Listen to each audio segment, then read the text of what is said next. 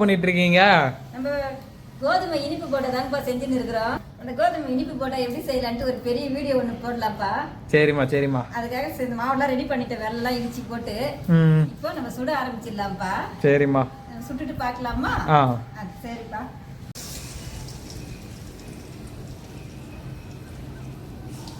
குட்டி குட்டியா எடுத்து அழகா போட்டுக்கலாம்.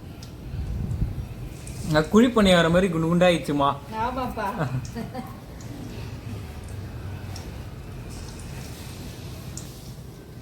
இந்த இனிப்பு போட்ட ரொம்பவே சூப்பரா இருக்குங்கம்மா. இந்த மாதிரி மழைலாம் பெய்ய சொல்ல சுட சுட்டு சாப்பிட்டோம்னா ரொம்பவே நல்லா இருக்கும். இங்க அடுப்பு வேற எரிய மாட்டேது, மழை வேற பெஞ்சிச்சிங்களா, வரும் வேற ஈரமா இருக்குது. காத்து வந்து அடுப்பு அவிச்சிட்டு திரும்பி பார்த்தா அந்த காத்தையை வந்து மறுபடியும் அடுப்பு பற்ற வச்சிடுற மாதிரி எரிய வைக்குது. பாருங்க இப்ப நல்லா எரியுது. போண்டு அழகா வெந்துன்னு இருக்குது. நம்ம சிகப்பா ஆகிற வரைக்கும் வேக வச்சு அப்புறம் எடுத்துக்கலாம்.